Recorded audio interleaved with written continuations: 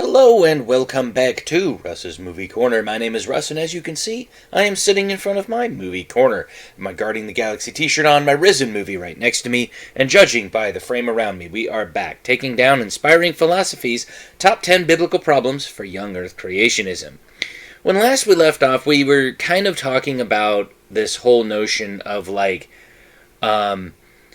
generic humanity versus the specifics of humanity. So, did God create humanity before? No, it doesn't say that. In fact, in Genesis 1:27, it literally says, God created man in the image of himself. In the image of God, he created him. Male and female, he created them. Meaning, male and female. He didn't create humans and then go back and create Adam and Eve. Okay?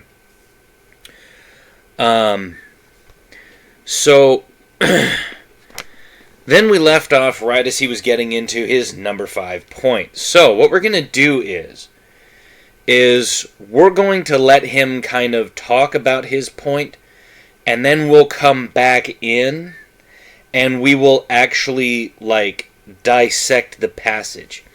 Because one of the problems that I think a lot of people do, and this is something that I ran into when I was doing my Bible verses for Flat Earth video, is that you never want to go to something like a prophetic book to get sound biblical theology. Because there's a lot of things that happen because people are seeing visions of things happening.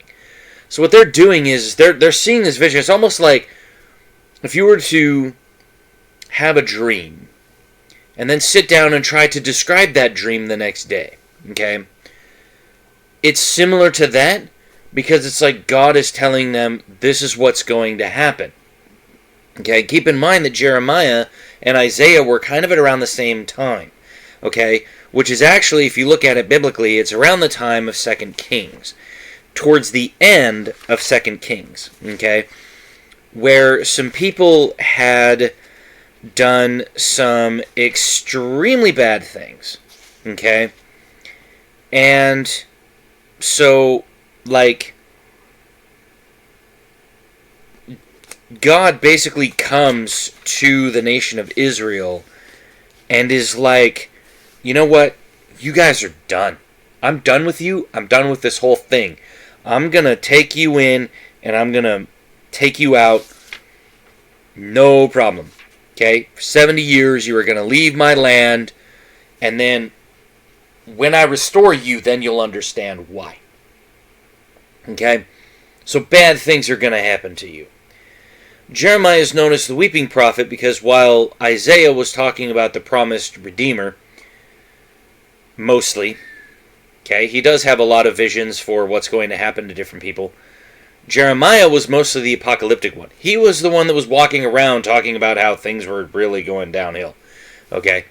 That's why he's called the weeping prophet. Okay? Because he wrote the book of Jeremiah and Lamentations. And if you've ever read those two books, you'll know. And I remember my mom came to me one day and she's like, oh, we're going to be studying the book of Jeremiah. And I'm like, and she was all excited about it. I'm like, I don't know what you're excited for. That's not a fun book to study. She's like, oh, I'm excited to get into it. And then, yeah, about halfway through it, she was like, I can see where you were coming from. This is not a fun book. I'm like, no, it's not. I'm like, this is not fun at all. It is like, it is them like, yeah, it is not. It starts out okay, but then it's like it quickly just goes zoom in terms of like apocalyptic visions, lamentations, weird stuff that goes on. Like, yeah, I would not have wanted to have been Jeremiah the prophet. I'm glad he did it because God called him to do it, but I would not have wanted to have been him. All right, so let's jump into this, see what Inspiring Philosophy has to say, and then we'll continue on. Jeremiah 4:23-26. Young Earth Creationists often assert that Genesis 1 cannot be read to mean anything other than a literal 6-day creation of the cosmos. When theistic evolutionists interpret it to mean something else, they are reading that into the text. But it seems the prophet Jeremiah used very similar language from Genesis 1 to metaphorically describe the fallen northern kingdom of Israel. In Jeremiah 4, the prophet is warning Judah, that they will be desolated, like the northern kingdom, if they do not repent. And in doing so, he described what happened in northern Israel by heavily borrowing from Genesis 1. He says So?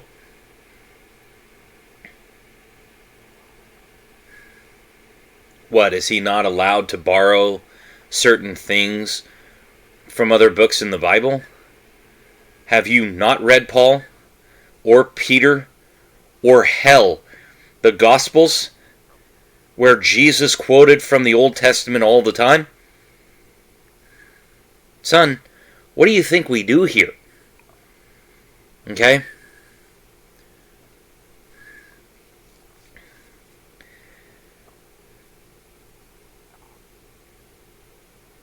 I mean, he's describing a vision.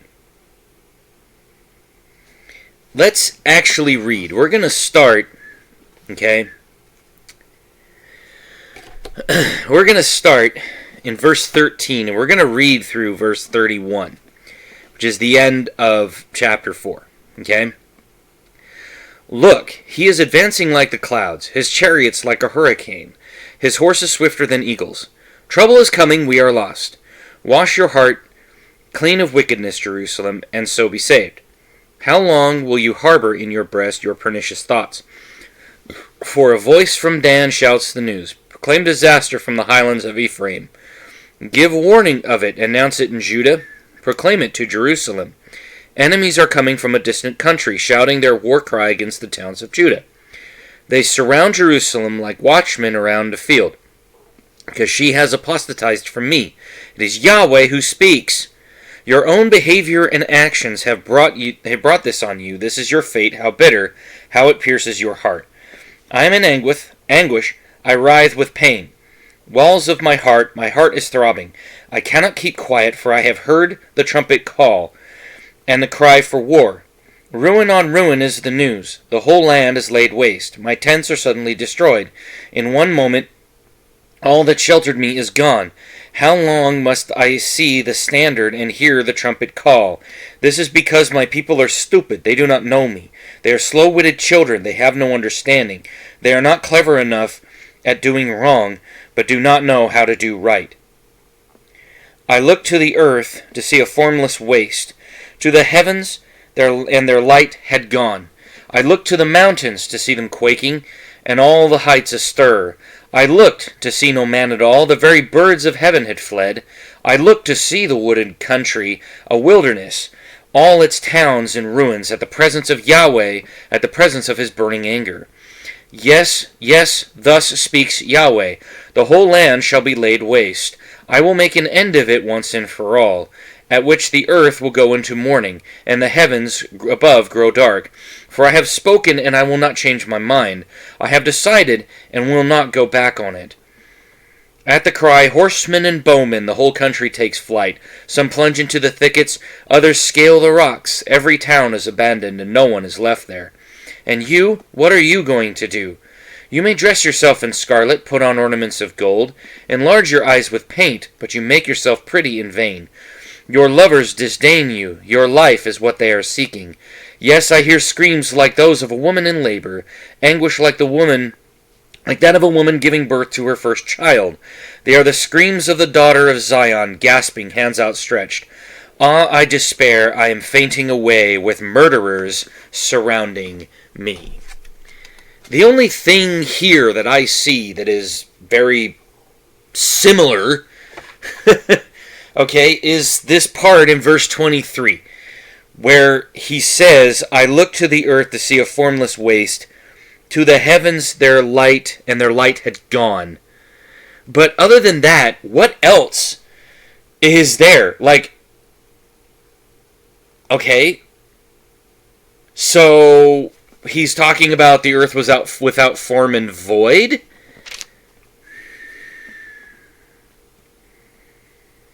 Okay. Now let me see here. Let me look at Jeremiah 4 in my NIV, because I'm just going to look to see what he uses here.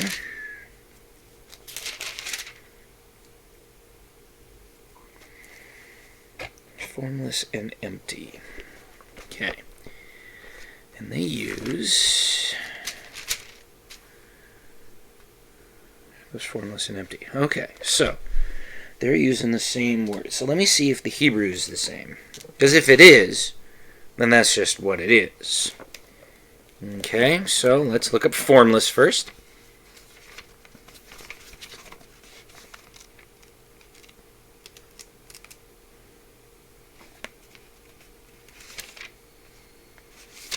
See, this is what a real person does when they look at something. They say, maybe I should go. Yep, 9332. 9332.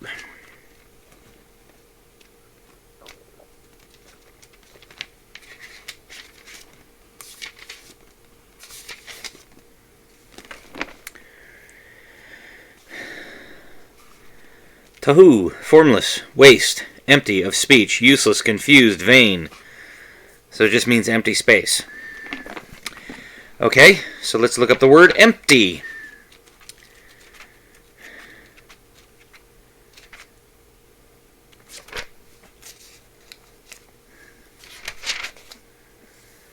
Empty.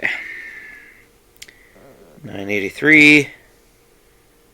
And Jeremiah 983. So it looks like it's the same word.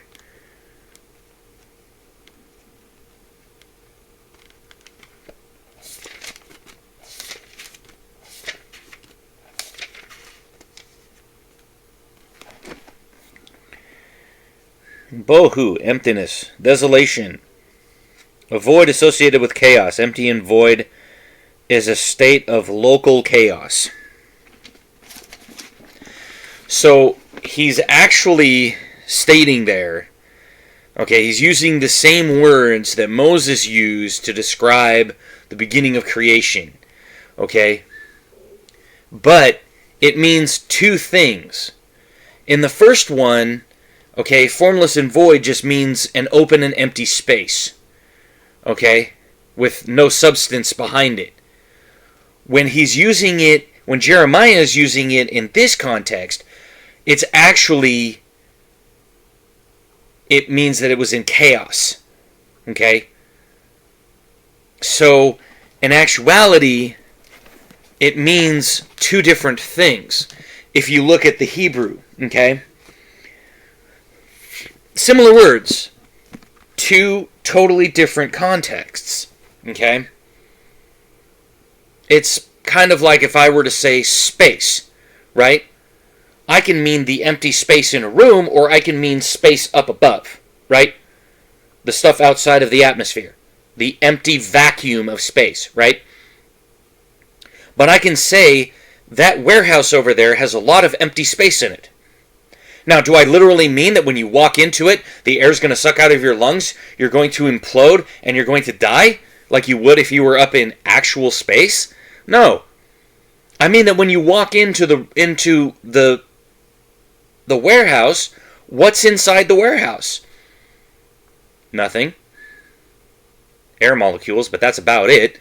There's no walls, there's no boxes around, there's no nothing, right? It's an empty warehouse. That's what he's talking about here in Jeremiah, is he's talking about, so when Moses is using the earth was formless and void, okay, in Genesis 1, he's literally meaning it as it's basically there was no thing of substance, and there was nothing there. Okay? When you look at Jeremiah 4, he's talking about chaos. Okay? He's talking about, I looked to the earth and it was formless and empty, as in people had been driven out before it. Okay? Same word, two different contexts. And it would be like if you went out to Victorville in California, right? Okay? You went out there and you said, wow, there's a lot of empty space out here. Because there is, right? You go out there, the houses are pretty much empty. Okay? And there's a lot of space out there. People go out there and play airsoft all the time. They do a lot of milsims. Jet Desert Fox does a lot of milsims out there. Okay? And you could say, there's a lot of space out there. There's a lot of empty space out there. It's without form and void. That's basically what Jeremiah is saying here. Okay? There's a lot of empty towns. There's a lot of things that happened because the people came through and drove out the inhabitants of the land. Okay? And that much is true because that's what Jeremiah is talking about when he's talking in this passage. If you read the whole passage in context. This is the problem with cherry picking and taking verses out of context, is now you're trying to say, well, gee, see, he's just plagiarizing Genesis 1. No, he's not. Northern Israel is now formless and void. There is no light, no man, no birds of the air, and no vegetation. No. Dude. Seriously? You could say the same damn thing about No Man's Land in World War I. You could say the same thing about Hiroshima in World War II after we dropped the bomb on it. It was formless and void. It had no light. There was no man, no birds. Okay? The fruitful land was a desert. I mean, come on, dude. Seriously. That could be used to describe a lot of war zones around the whole frickin' planet, man. You're stretching. You are stretching. If you think that he's trying to plagiarize Genesis, you're stretching, son. This has nothing to do with plagiarizing Genesis. Okay? He's literally telling you what's going on. War is coming. And he says, behold, I see this happening. And guess what? It actually happened. You know why we know it happened? Because we have evidence that it happened. Okay? We have not only the biblical account, okay, what happened in 1 Kings and in 2 Chronicles, or 2 Kings and 2 Chronicles, okay? But we also have the accounts from Babylon and Assyria.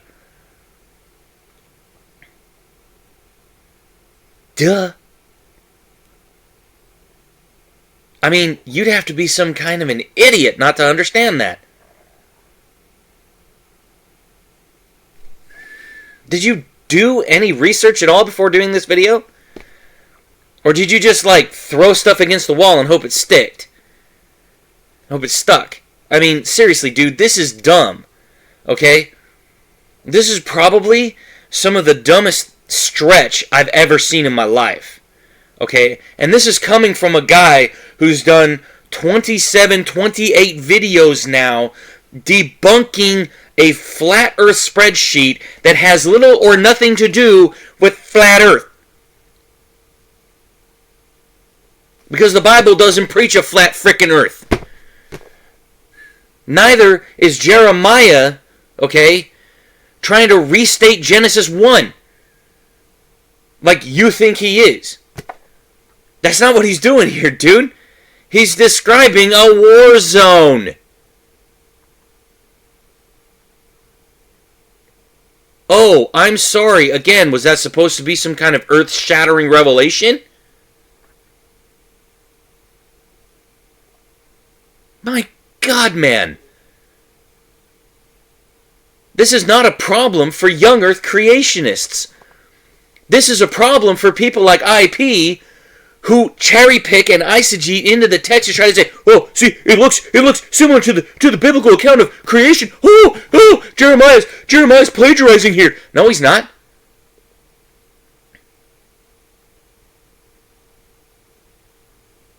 He's literally seeing.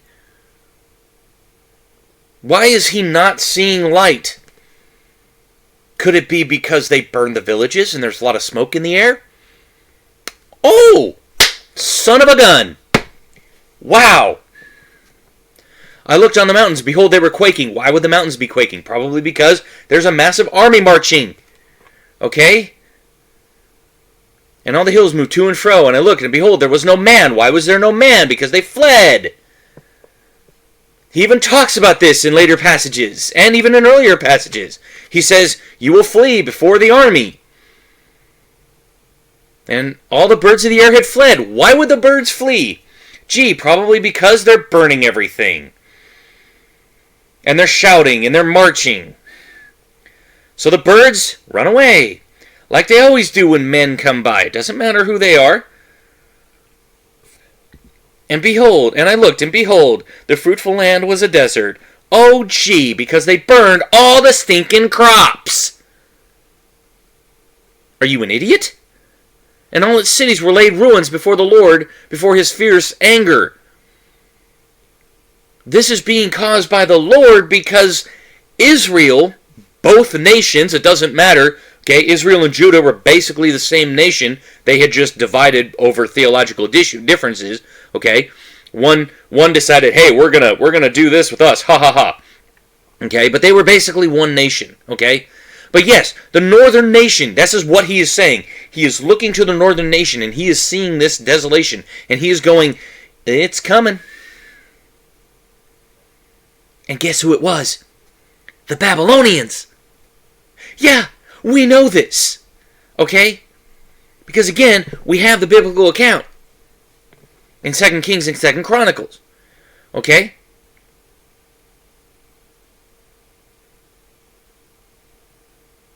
And the Babylonians came in and went scorched earth. And they drove out the inhabitants of the land, and they ruined the cities, including Jerusalem. They tore down things out of the temple, okay? The temple of Solomon, the temple that Solomon built. And it wasn't until the prophet of Nehemiah, okay, the book of Nehemiah, okay, who was after the,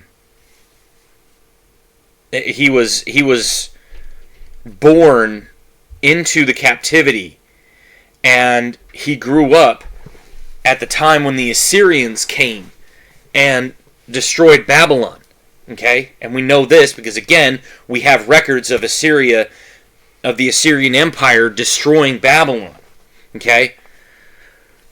So not only do we have the record in the Bible, but we also have the records of it happening because we have secular historical records from, like different libraries and different things, okay? Scrolls that we found, cuneiform tablets that we found that show that Assyria came down, conquered Babylon, okay? Treated Nebuchadnezzar like dirt, okay? We know this, okay? Just like God said they would. And then the king of Assyria, okay, saw how the Babylonians had treated the Israelites, and he called Nehemiah to him and he said, hey, buddy, as recompense for the mistreatment of our neighbors, the Babylonians, we're going to give you some money, we're going to give you some supplies, go back to your land, rebuild your temple, because we've heard you crying out to your God. And Nehemiah was like, are you serious? This isn't like some trap or nothing, like I'm not going to take this money and get thrown in jail. And the Assyrian king was like, no. We understand. Because it happened to us. The Babylonians came and conquered us. Okay, and it took us years to rebuild. Okay, so we understand. So here, take this money, go back, rebuild. Take some supplies, go back, rebuild your temple. And so they did. And that was the temple that stood until 70 AD when it was smashed by Rome. When Jerusalem was burned. Okay? Which Jesus predicted would happen. Because he literally stood there and said, I'm going to predict that, not one stone will be left standing on another. He was right. The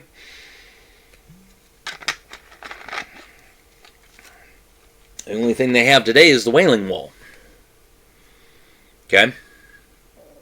So no, IP, this is not just a retelling of Genesis. This is telling of a war zone. Even the very conservative scholar, John MacArthur, acknowledges the language was taken from Genesis 1. Yes. As we established, the words for formless and empty in the New International Version, okay? The words that appear, okay, in Genesis chapter 1, okay, when it says, now the earth was formless and empty in verse 2, okay? Those two words, formless and empty, are the same exact words that are used here in Jeremiah, but the context is different, okay? See, and this is the other problem with scholars like this, or people like this when they quote scholars. They don't quote the whole passage, okay? I did this on a Comments on Comments video where I had a guy come in and say, oh, I've got all these PhDs that are backing me up. Har, har, har, look at me. Okay? And I said, well, I have Howard Linsell. He's a PhD. I have, this guy, Philip W. Comfort. He's a PhD. Oh, and by the way, the guys that he quoted from, okay, like, for instance, one of them was talking about Luke and Acts, okay? And he goes, now, because we don't have the original manuscript penned by Luke, okay, we can't say with 100% certainty that Luke was the one who wrote Luke and Acts. But we're about 85% sure. That was the finishing statement. And this guy latched on to that one part where right at the beginning where it said, we're not 100% sure. And he was like, see, he's saying that they didn't write it. No, he is saying that they wrote it. Just not with 100% certainty. 85% certainty, but not 100%. You can use the same words and have them mean different things, dude. We do it all the time. And I'm willing to bet that if you were to look up this MacArthur Bible commentary, okay, Unleashing God's Truth, one verse at a time, I would be willing to bet that if you read that commentary, okay, that commentary would probably say, yes, these are similar words that are being used because they're written in the same language, but they mean completely different things. Because, like we have words that mean different things, they have words that mean different things in different context. Because context is important here. This is not, Jeremiah 4, 23 through 26, is not a retelling of the biblical account of creation. It has similarities, sure, but it is not a retelling of Genesis 1. Not even close. Because of the context. It's talking about a war zone, not the creation of the planet. And anyone with a shred of common sense would understand this. Okay? Now hang on one second. I will be right back. And we're back. Sorry about that. I just needed to go and grab a few of my other study Bibles and various things, because as I was sitting here thinking about this, I was like, to do this justice, let's go ahead and grab some different translations, some different things. So, now, this is the Linsell Study Bible. Again, this is Harold Linsell, okay, PhD. He provides some different things, and this is a Living Bible paraphrased edition, okay? And I think that the translation here will actually help us get a sense of what he was talking about. Now, in his account, and I've read this a couple of times, okay, on this channel, okay, he says here in verse 2, the earth was a shapeless, chaotic mass, with the Spirit of God brooding over the dark vapors. Now, in verse 23, it says, I looked down upon their land, and as far as I could see, in all directions, everything was ruins. and all the heavens were dark. I looked at the mountains and saw that they trembled and shook. I looked, and mankind was gone, and the birds of the heavens fled. The fertile valleys were wilderness, and all the cities were broken down before the presence of the Lord and crushed by his fierce anger. The Lord's decree of desolation covers all the land. Okay? Now, he doesn't have any other insights because I think the translation speaks for itself. Okay? Now, I have an NIV Compact Bible commentary by John H. Sailhammer. Okay?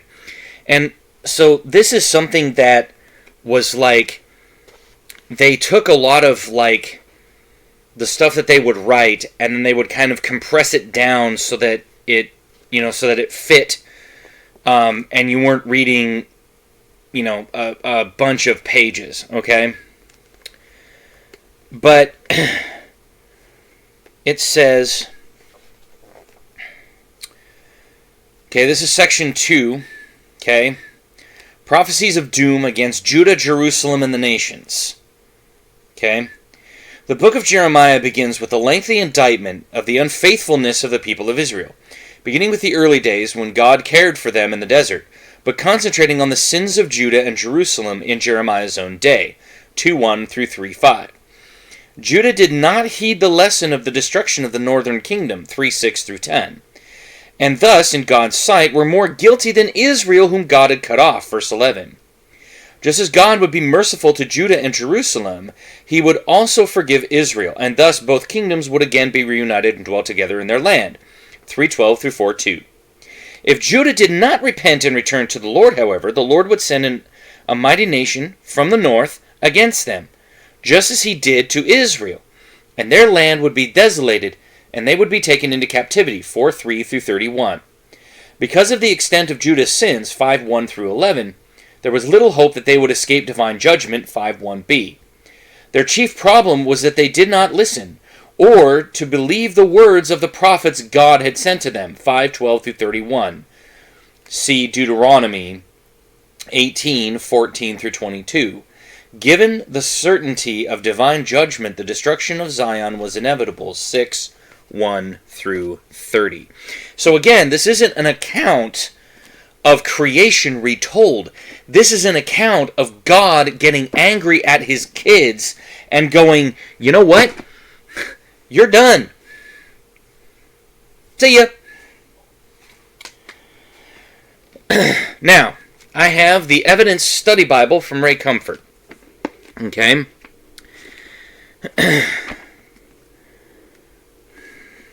Now, I'm pretty sure. Yeah, so, he says for 4:19, it says, sorrow for a doomed nation. Okay, 4 verse 19 of Jeremiah says, O my soul, I am pained in my very heart. My heart makes a noise at me, or noise in me, I cannot hold my peace. Because you have heard, O my soul, the sound of the trumpet, the alarm of war. Okay? Ray Comfort says, this is the heart cry of the Christian. Those who catch a glimpse of the sinful man and the holiness of God groan in prayer and plead in their preaching. They cannot hold their peace because they know that God's wrath abides on sinners, that they are enemies of God, who, without a Savior, will know the judgment of eternal fire. Okay? And then in verse 22, okay, and it says, for my people are foolish, they have not known me. They are silly children and have no understanding. They are wise to do evil, but to do good they have no knowledge. It says, here is a summation of godless humanity, which believes itself wise but is foolish.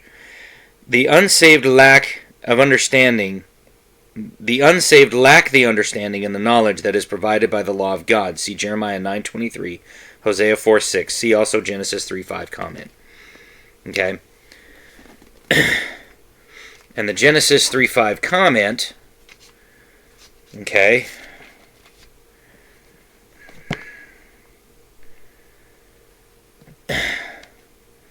this was something that was called Questions and Objections. Okay, it's a little chapter heading in here. It says, God wants to keep people from having knowledge. Some skeptics see the word knowledge in this verse and conclude that God wants to prohibit man from having knowledge. They claim God likes people to be ignorant and unthinking, but fail to consider what it is a knowledge of. Before sin was in the world, Adam and Eve knew and experienced only good. In fact, God's entire creation was very good. But their sin brought evil into the world, and once mankind knew both good and evil, he had to choose between the two. God tells us, I have set before you today life and good, death and evil. Therefore choose life that both you and your descendants may live. Deuteronomy 30:15 and 19. These same skeptics often complain about the evil they see in the world and blame it on God. Yet it was because of Adam and Eve's desire to know good and evil that now we know and experience evil. However, in the new heavens and the new earth, there will be no more evil, suffering, or death. God's new creation will once again be very good. See also 2 Kings 2:1 comment. Okay. So basically, okay, we know that Adam and Eve, okay, were doing things. Now, this is a book, okay, called Erdman's Handbook to the Bible, okay? This is edited by David Alexander and Pat Alexander with consulting editors David Field, Donald Guthrie, Gerald Hughes, Alan Millard, and I, Howard Marshall, okay? And they have a whole bunch of different, things from Genesis all the way through Revelation, and then they also talk a little bit about some of the nations and places and events and different things that happen. They also have a lot of, pictures and various things in here. It's pretty neat. Okay? So, this is what he says, okay, in chapter 4, verses 5 through 31, okay? Says, destruction and devastation are about to fall on Judah. Jeremiah is given a preview of the nation's collapse before the Babylonian army, which fills him with unspeakable horror, verses 19 through 31. We read that, okay? In verse 11, the scorching desert wind is a symbol of destruction. Dan, from verse 15, is the northernmost town in the land, the first in the path of the invader. In verse 23 says God is unmaking the earth. See Genesis 1:2. We'll read that in a second. Verse 30, a picture of Jerusalem, the daughter of Zion, unrepentant still seeking foreign aid. Okay? That's what they say. Now, in their Genesis 1:2 comment, let me see here. I mean, just because I think the reason why they're saying that, see Genesis 1:2, is because it's showing this. It's showing this part, formless and void, and without form and void. Okay? Being that they're the same words being used in the Hebrew there. Okay? But, meaning that they're two separate things. Okay? It's not a retelling of creation like he's alleging here. Okay? This is an actual, this is God saying, I'm passing judgment on you. And I'm destroying the earth. Okay? So let's jump back into this. And is used in reverse to speak of what happened in northern Israel. But this language does not mean the fabric of space-time opened up and sucked out the land of the northern kingdom. The sun was still literally shining on the region. There were still humans, and there is no reason to believe birds refused to fly over the area.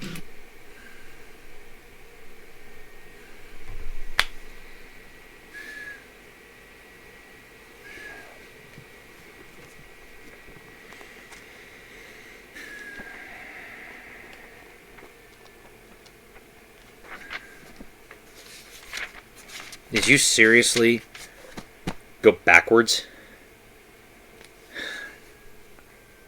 Oh my God. You're an idiot, son. You are. You're an idiot because this is not talking about Okay?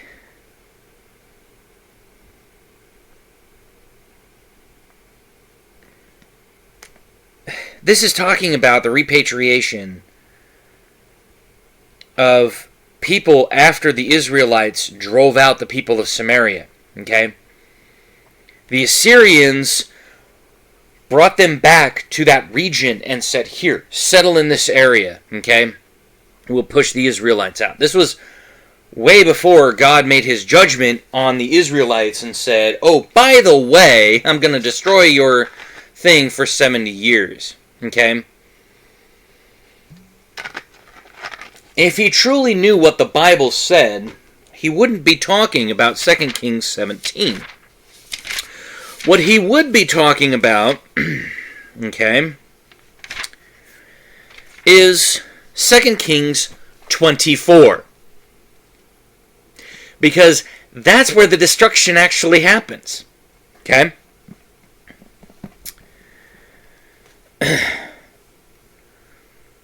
It says, starting in 23:36. Okay?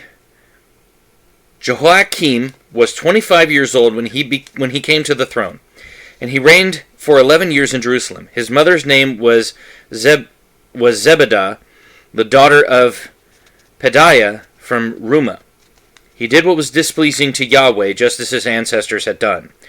During his time, Nebuchadnezzar, king of Babylon, invaded, and Jehoiakim became his vassal for 3 years, but rebelled against him a second time. So he, Nebuchadnezzar, sent armed bands of Chaldeans, Armenians, Moabites, and Ammonites against him. And he sent these against Judah to destroy it, in accordance with the word that Yahweh had spoken through his servants the prophets. Who is he talking about there? Oh, that's right, Isaiah and Jeremiah! Again, is this supposed to be some big revelation? This is exactly what happens, dude, when you don't read the friggin' Bible. Because you're in the wrong spot here. Yeah, right there. Okay?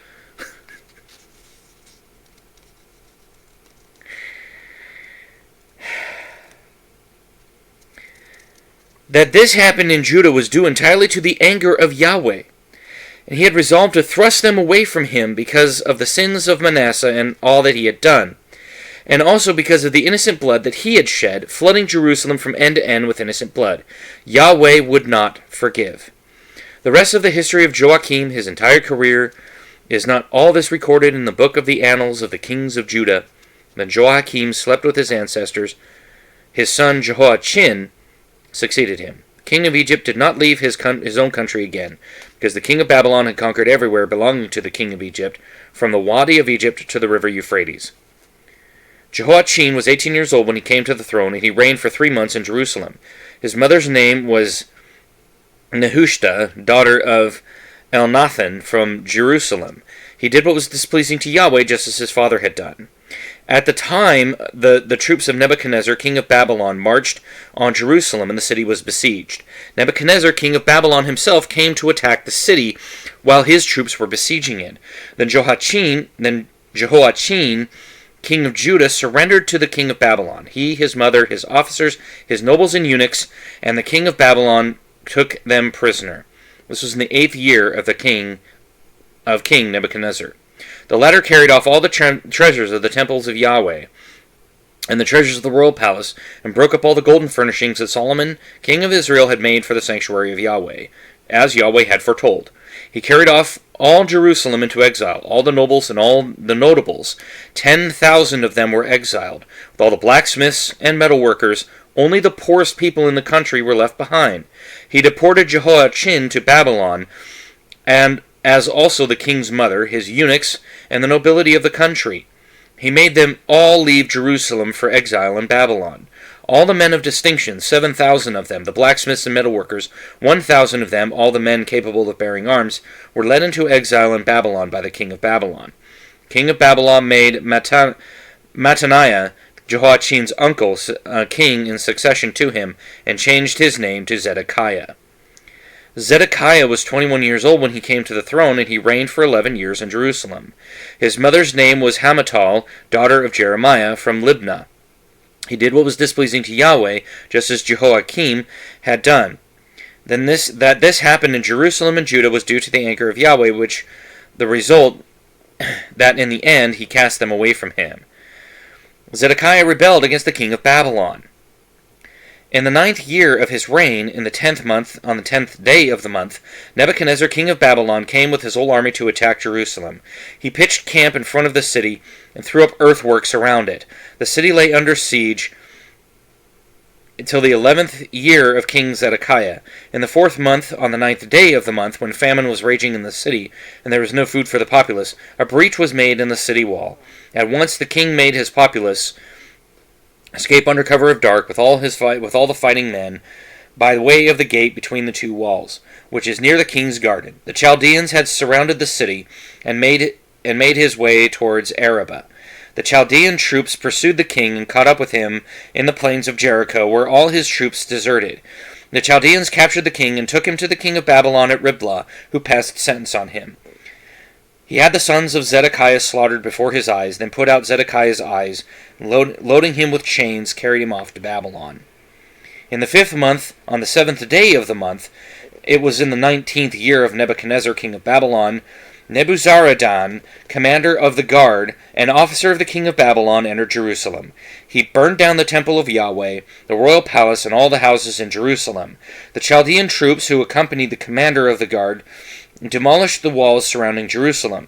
Nebuzaradan, commander of the guard, deported the remainder of the population left behind in the city, the deserters who had gone over to the king of Babylon, and the rest of the common people.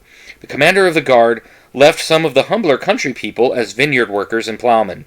The Chaldeans broke up the bronze pillars from the temple of Yahweh, the wheeled stands and the bronze sea that were in the temple of Yahweh, and took the bronze away to Babylon.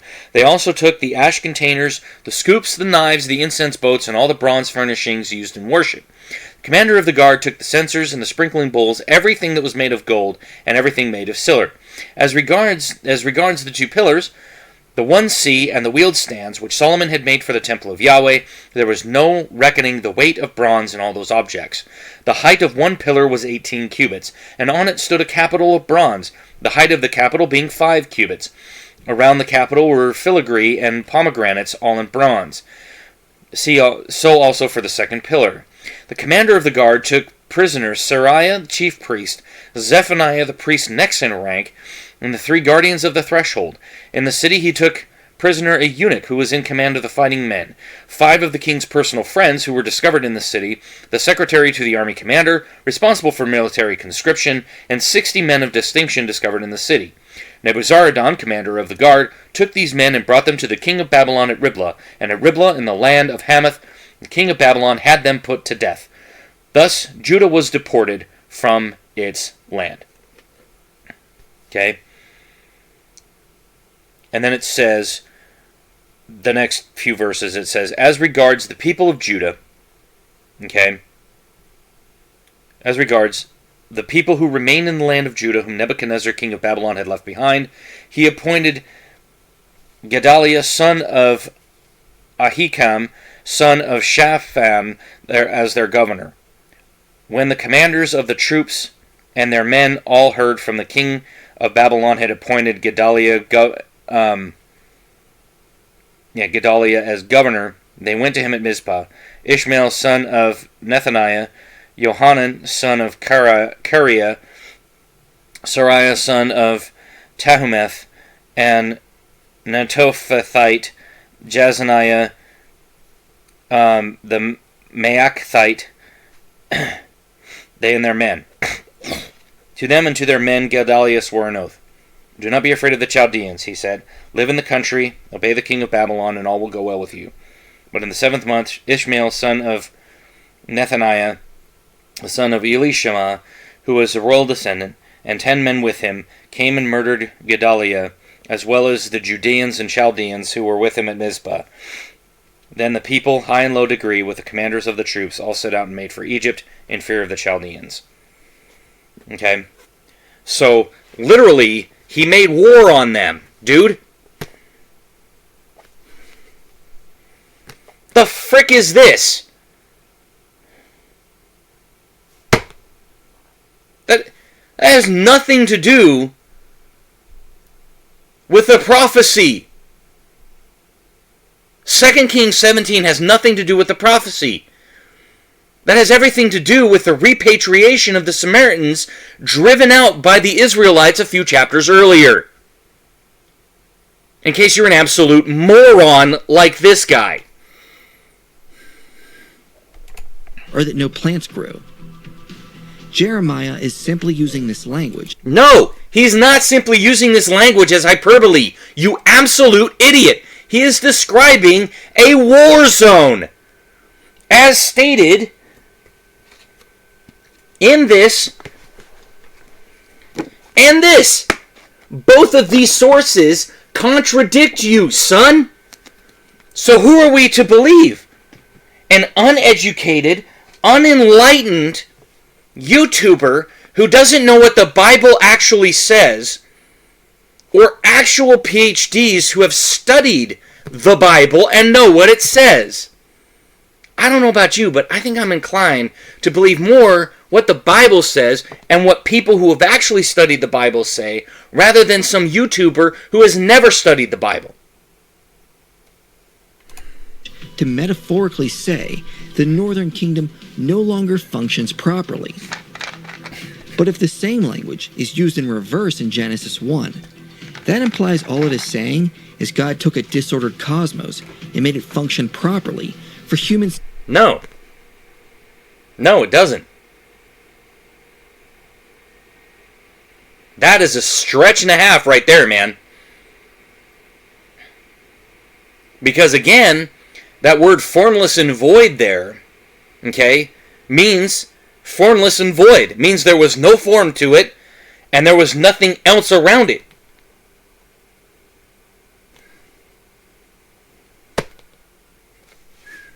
Again, were you expecting... I mean, like I said, it's like me using space.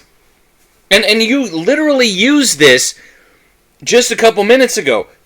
When you said, well, it's not like God opened up a hole in space and time and sucked northern kingdom of Israel out of it. Duh. Like I said, it's like me using the word space. I can use it to mean like the empty space in a room, or I can use it to mean the vastness of space out in the cosmos. Duh. You can have two different meanings because, again, context matters. Civilizations to begin. Thus, within the scriptures itself, the implication is the language of Genesis 1 does not mean literal material creation. Yes, it does. Yes, it does, man. Do I literally have to read this to you again?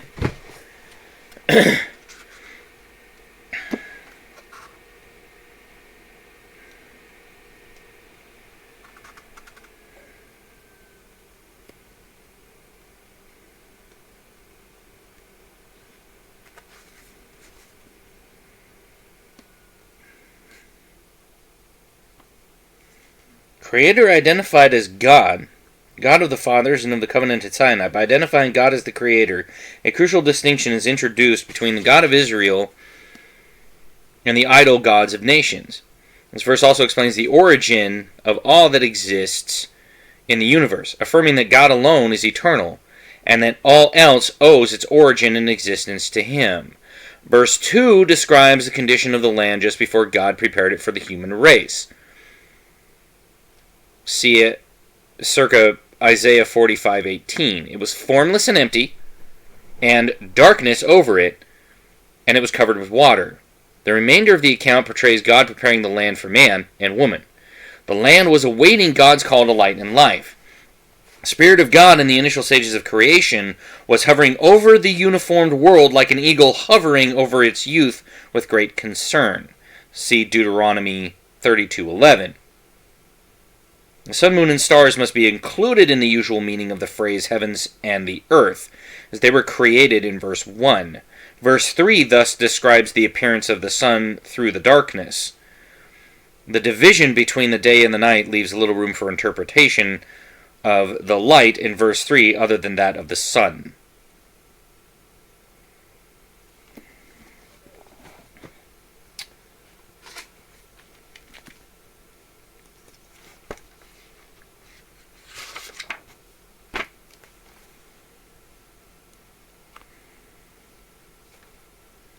The great drama of the beginning of all things starts with God. The language is simple but vivid. It invokes the wonder and richness of creation from formless to teeming life. But it is more than poetic. It tells us what we need to know in order to understand ourselves and the world around us. The origin of the world and of life was no accident. There is a creator, God. God made everything there is.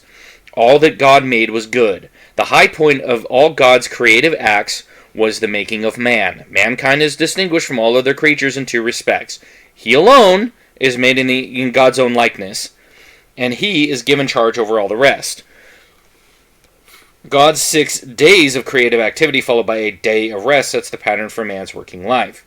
Creation is described as taking place in 6 days. There are 8 acts of creation, each introduced by the words, "and God said." There's light and darkness, day and night. Earth's atmosphere, the firmament. Dry land and sea separated, planets and trees, sun, moon, and stars, seasons, days, years. Sea creatures and birds, land animals and man, and then on day 7, creation completed, God rests.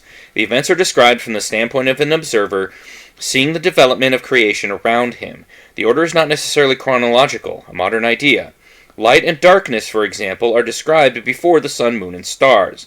The account is one in which we can all understand, from the simplest peasant to the scientifically educated 20th century man. This is not a treatise on geology, biology, or any other science. We are not told when creation took place, nor are we given the details as to how God brought the earth and life into being, nor how long it all took. The days are taken by some to be periods of time. Others think that this pattern of 7 days is simply the most vivid means of expressing the creative energy and satisfaction of God and the orderliness and simple majesty of the way He created all things.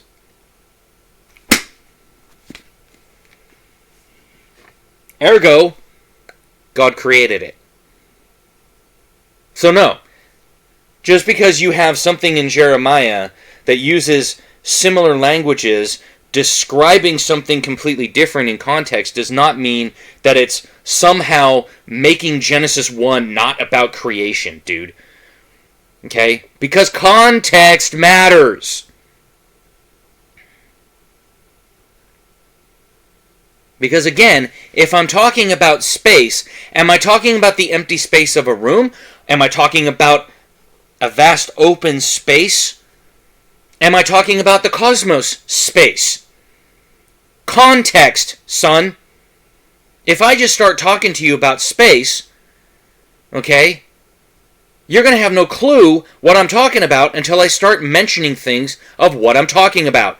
And then your brain makes a connection and goes, oh, you're talking about the vast emptiness of an open field. Oh, okay, I get it.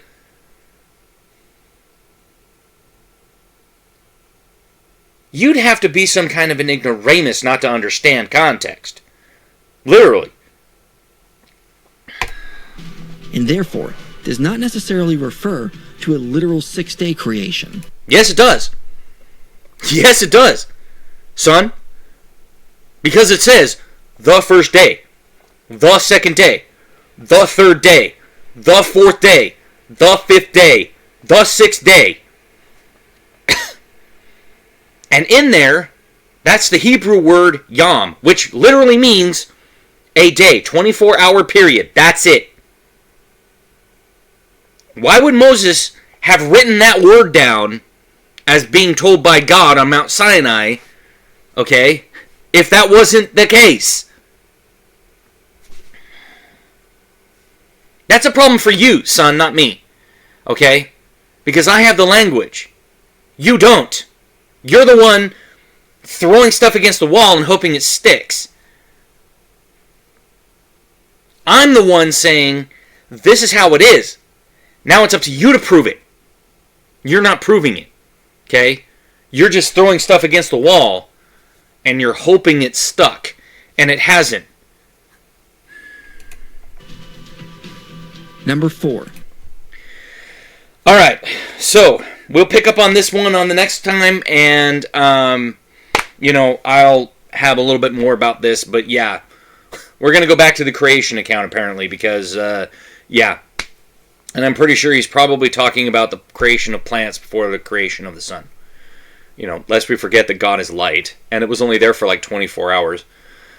He's probably going to say, a day is 1,000 years and 1,000 years is a day. So anyway, smash that like button, hit subscribe, drop a comment below. Let me know what you think of this series so far. And as we say, we will see you on the next one.